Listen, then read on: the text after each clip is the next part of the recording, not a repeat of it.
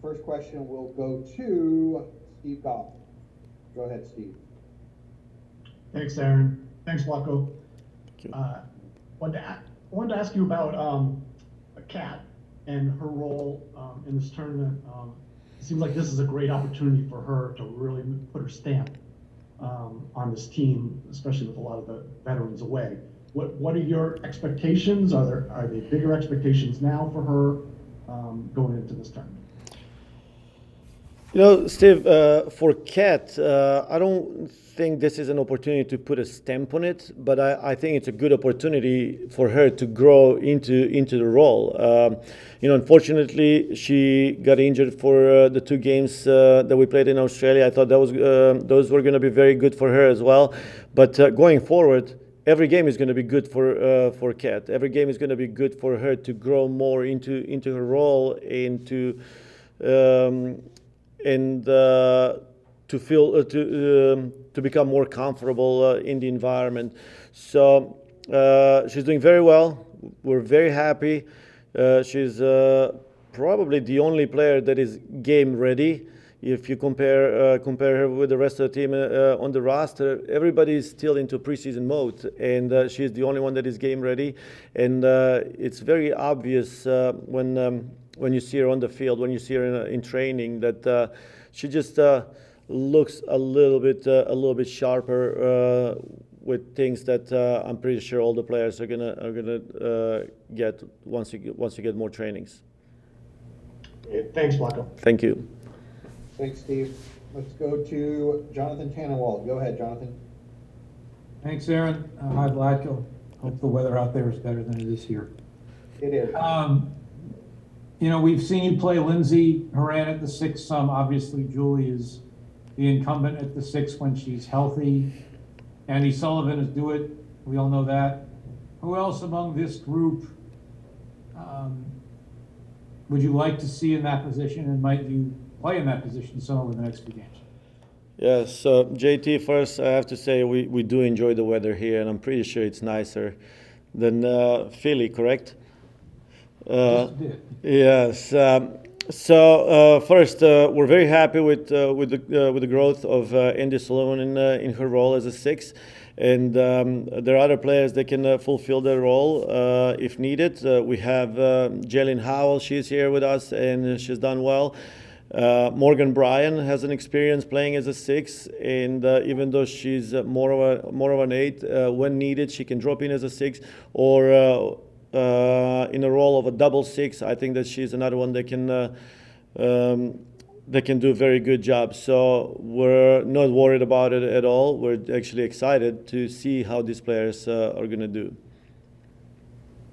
And with Howell specifically, maybe you could expand a little more on what you've seen of her so far, and what level you think she's at right now, heading into Louisville and such.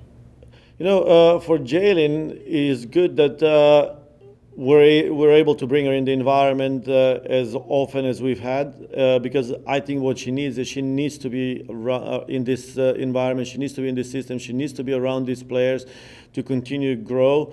And most importantly for her is that she gets good minutes in the league, quality minutes, and has good performances. I think that will help her grow, not just in the league. It will help her with her growth on the national team as well.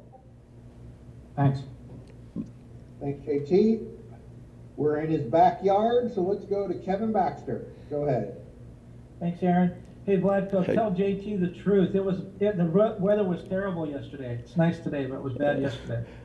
Yeah, that is right. I wanted to ask you, there's been a lot of talk about, obviously, your 4 most veteran forwards are not here in camp. You have 4 young players.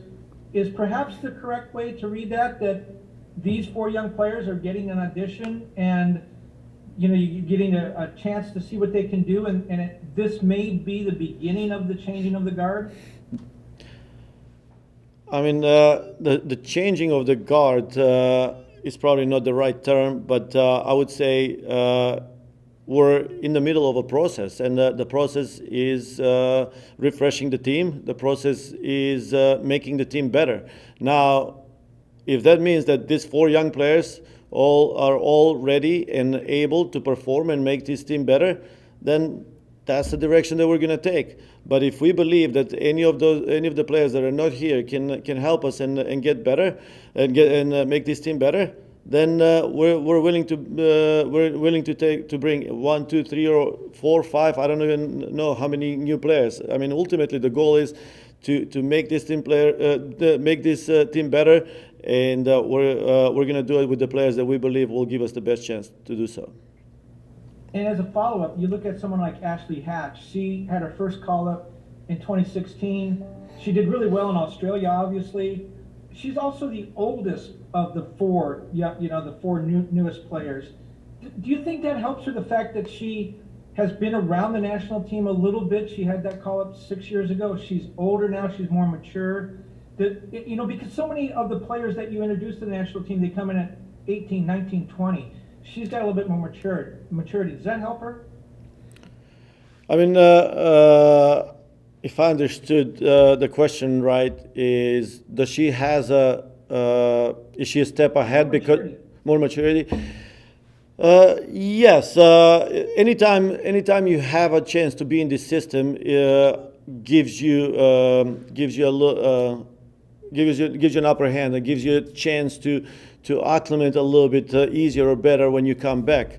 And even though the other ones or some of the other ones you say have not been here, they have. I mean, I don't know who you're referring to, but you look at all the other forwards from Mallory Pugh, Soph Smith, and Mitch Purse, Lynn Williams, even Kate Macario, if you put her as a forward, they all have some kind of experience, whether it's 1, 2, 3, or 4 camps. They have some kind of experience. So I don't think there is a disadvantage for anyone, or there is anyone is starting from a little bit behind. The only one that I would say would probably be Trinity Rodman, but Trin is a young player, and she's got a bright future in front of her, and I have no doubt in my mind that she will catch up with understanding and adjusting to the system. Thanks a lot. Yep, Good thank luck you. tomorrow.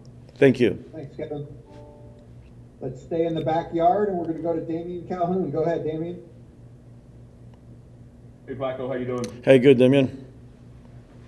You brought up Trinity there. I just want to get your thoughts on her and also another SoCal native, Ashley Sanchez. Have you seen them sort of handle the day-to-day of camp so far?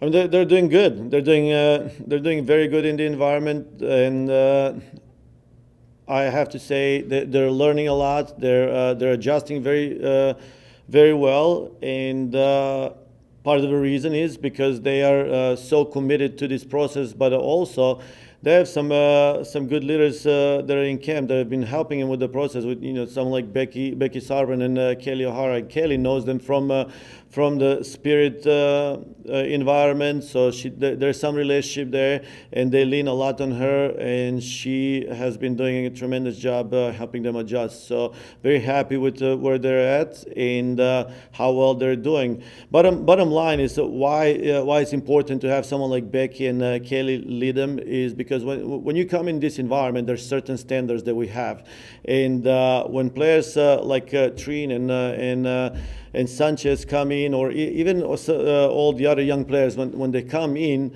the standards doesn't change for them. They have to change to meet those standards, or to help us even push those standards to higher levels. And how would they know what the standards are if we don't have someone that has been part of setting those standards, like Kelly and Becky? They've been here for years, and even players like Lindsay and Rose and Elisa. So those are a group of players that they're doing very, very, very good job in maintaining the standards or helping the players adjust to it. Thank you. Thank you. We will stay in the Southland and go to Scott French. Go ahead, Frenchie. Hi, Vlatko. Following up on Damian's question, I'd like to get your thoughts on Trinity and what it is you like most about her, and what are the things that you want to see from her, or the things that you think she will gain most from being in this camp and tournament. So the thing with Trinity is she's first and foremost very unpredictable player. I mean, it's hard to hard to mark her. She is very creative. We know she's a great athlete, but when you combine that with the creativity that she has, the ability to score goals, get behind the line, and score goals in different manners. She scores goals behind the line. She can eliminate players and score with a shot. She scored a beautiful header in one of the scrimmages that we had in the last camp. So the fact that she has a neck for a goal, I mean, that she's got a feeling to put herself in dangerous situation is what makes her very good. And I think that the fact that she is around these players and players that I mentioned earlier in a previous answer, that know what it takes to be successful on this team, that know what it takes to be successful as a team, that know what it takes to be here, not just to make it here, but to stay here for a long time, is extremely valuable for her. Thank you, Vlatko. Thank you. Thanks, Scott. Let's go to Jason Anderson. Last few for Vlatko here. Go ahead, Jason. Thanks, Aaron. Hi, Vlatko. Thanks for speaking with us. I just wanted to follow up on your answer to Steve right at the top about Katerina Macario being in better, game fitness due to playing at Lyon. Where's the rest of the group at in terms of getting through these 3 games in such a short period of time? So first, we're happy where they're at this stage of the season or preseason, but we got to keep in mind that we only had a camp for 10 days. And then they had a week off, and they started their preseason in their markets for a week, and now they have to play 3 games. So none of these players is ready for 3 90-minute games. I don't think, maybe very few are ready for 2 90-minute games based on the testings that we did. So needless to say, there'll be lots of rotation, which it's actually good at this point in time because we do have players that we want to see anyways. But also we're going to have to be careful to manage these players or manage the minutes of these players because of, like I said, the stage of the season that they're at and the fitness levels that they have achieved. Where on the other side, Kate Macario is in the middle of the season. She plays games on a regular basis. Right before she got here, she played a 90-minute game. She played 73 minutes before that. So, that's the difference. She's in game fitness, and all the other ones are building game fitness. Great, thank you. Yep, thank you. Thank you. Last one for Vlatko goes to, before we get to Kat, goes to Jackie Gutierrez. Go ahead, Jackie. Thanks, Aaron. Hey, Vlatko. Hey. I know you mentioned, talking about Kat's fitness and with her being a bit sharper. But as you're just training with the players, is there anything that you're hoping to sharpen as a whole for this tournament, whether that's just in their physicality or any, tactics on the pitch that you're looking at? Yes, every time we go into a camp, we have objectives. Every time we go into a game, we have objectives. And for this camp, one of the things that we wanted to do is strengthen or work on strengthening some of the relationships. Certain players will play together. I want to say, you're going to see Tierna and Alana play a little bit together. You're going to see Kat playing together with Rose on the field, or with we're going to see Soph and Mel on the field together with Kat. So there'll be certain players that will go on the field together, or at times leave the field in the same time. And part of the reason why is because these are players that we believe that need to spend time together so they can strengthen their relationship. That we believe that, or we've seen some things on trainings that make us believe that if this relationship get stronger and they get to know each other better, that will be very important for the success of this team. So that's one of the objectives that we want to achieve in this camp.